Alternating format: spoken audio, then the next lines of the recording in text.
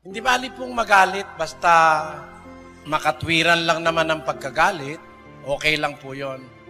Kasi po, yung pagkagalit, utos ng Diyos yun eh. Akala ng iba, pag nagalit ka masama, hindi po. May pagkagalit na hindi masama. Basahin natin ang Efeso 4:26. Kayo'y mga galit at huwag kayong mangagkasala.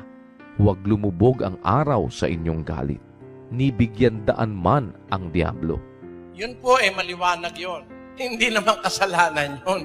Kasi ang Diyos man nagagalit din. Pakinggan niyo po sa Roma 1:18. Ganito nakasulat. Sapagkat ang puot ng Diyos ay nahahayag mula sa langit laban sa lahat na kasamaan at kalikuan ng mga tao, na mga sinasawata ang katotohanan ng kalikuan.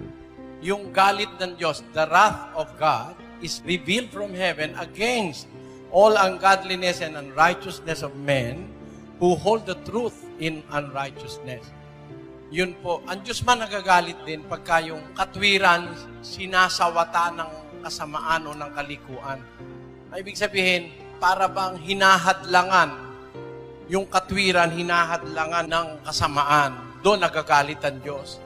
At ang isa sa manifestasyon na nagagalit ang Diyos, one way for us to know that God is angry, God is saddened by our acts, pagka po lumilindol.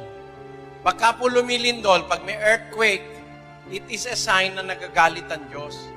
Kung saan nandun yung earthquake, nandun ang galit ng Diyos. God's wrath is in that place. Pagka mayroon po lindol. Basahin natin sa Job. Na siyang naglilipat ng mga bundok at hindi nila nalalaman pagka nililiglig niya sa kanyang pagkagalit.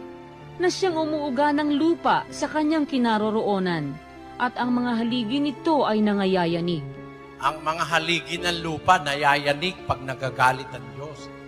Kaya po pag lumilindol, it's a manifestation of God's wrath that is against the unrighteousness of men, sabi sa Biblia. Kaya yung magalit po, ang Diyos nagagalit, ang tao nagagalit. Hindi masamang magalit kayo sa akin kung ang sinasabi ko hindi totoo. Pero pag totoo po, hindi dapat kinakagalitan yon.